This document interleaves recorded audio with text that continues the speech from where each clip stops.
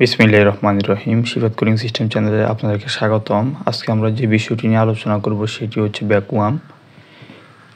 এটা হচ্ছে একটি ফ্রিজের কম্প্রেসর। তো আমরা হচ্ছে ফ্রিজটি গ্যাস চার্জ করব আজকে।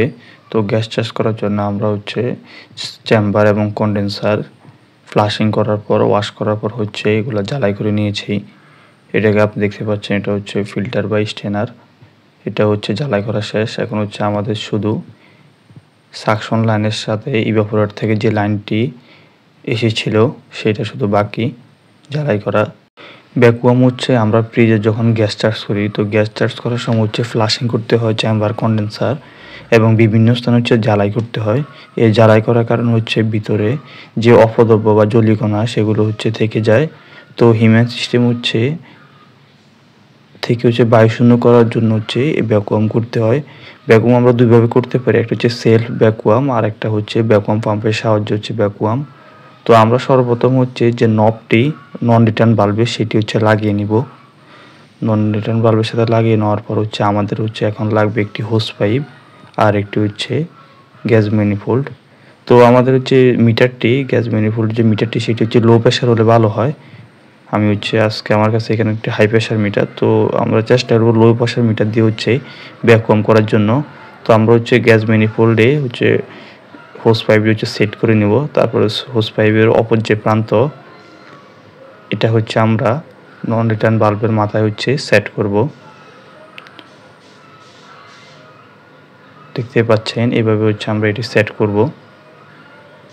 সেলফ ভ্যাকুয়াম হচ্ছে আমরা যে ইউনিটে কাজ করছি, যদি ওই ইউনিটের কম্প্রেসর দিয়ে হচ্ছে আমরা ওই ইউনিট হচ্ছে ভ্যাকুয়াম করি তাহলে হচ্ছে সেলফ ভ্যাকুয়াম।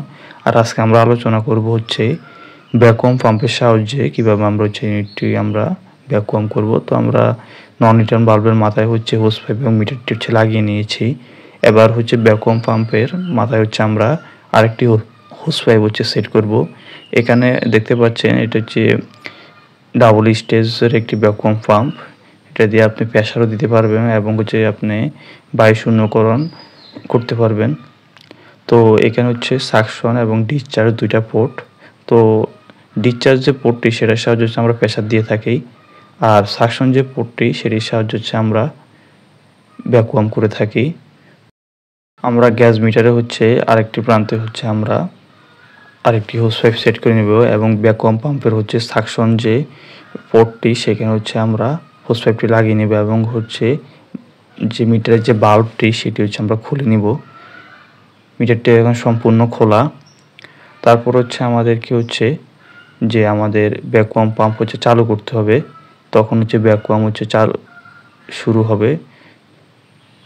তো আদর্শ যে ভ্যাকুয়াম সেটা হচ্ছে -29 HG মার্কারি।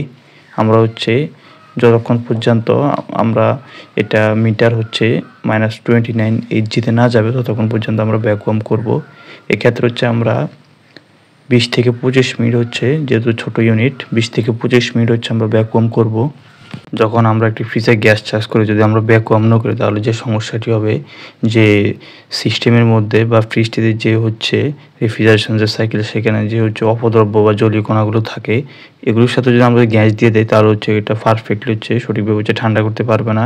একসময় হচ্ছে কম্প্রেসরটি আস্তে আস্তে হচ্ছে পাম্পিং লেস হয়ে যাবে। এই কারণেই হচ্ছে আমরা ইউনিটটা হচ্ছে সবসময় আগে বায়ু শূন্য করে নিব, তারপরে হচ্ছে আমরা যে গ্যাস যে চার্জ সেটা করব। তো হচ্ছে আমাদের ভ্যাকুয়ামের কাজ চলছে এখন। আমরা যে কাজটি করছি যদি আমাদের সিস্টেমে যদি কোনো লিক থাকে তাহলে হচ্ছে সঠিকভাবে হচ্ছে ভ্যাকুয়াম হবে না। তো এক্ষেত্রে আমরা হচ্ছে 10 মিনিট ভ্যাকুয়াম করার পর কিছুক্ষণ অপেক্ষা করে দেখব যে আমাদের গ্যাসের যে মিটারটি সেটায় কোনো পরিবর্তন হয়েছে কি না। তারপর হচ্ছে আমরা আবার শুরু করব হচ্ছে ভ্যাকুয়াম নতুন করে। তো আমাদের হচ্ছে ইউনিটটি অনেক লম্বা সময় ধরে হচ্ছে ভ্যাকুয়াম হয়েছিল। তো আমরা হচ্ছে এখন এটার যে চাবিটি যেটি খোলা সেটি হচ্ছে আমরা লক করে নিব। লক করার পর সর্বপ্রথম হচ্ছে আমরা মিটারটি লক করে নিব। মিটার লক হয়ে গেলে তখন হচ্ছে আমরা ভ্যাকুয়াম পাম্প অফ করব। যদি আগে ভ্যাকুয়াম পাম্প অফ করে নেই তাহলে হচ্ছে যেটা ভ্যাকুয়াম করা হয়েছে সেটা আবার হচ্ছে বাতাসে হচ্ছে ভরে যাবে। তো আমাদের হচ্ছে ইউনিট হচ্ছে ভ্যাকুয়াম করা শেষ। এটা ছিল আমাদের আজকের ভিডিও। তো ভিডিওটি যদি ভালো লেগে থাকে অবশ্যই ভিডিওতে একটি লাইক দিবেন। আর আপনাদের হচ্ছে সাপোর্ট প্রয়োজন, আপনাদের সাপোর্ট হচ্ছে চ্যানেলটি যদি সাবস্ক্রাইব না করে থাকেন তাহলে অবশ্যই চ্যানেলটি সাবস্ক্রাইব করে করুন। ইনশাআল্লাহ পরবর্তী কোনো ভিডিওতে আমরা দেখাবো কিভাবে হচ্ছে ফ্রিজে গ্যাস চার্জ করবেন। ধন্যবাদ ভিডিও দেখার জন্য। আল্লাহ হাফেজ।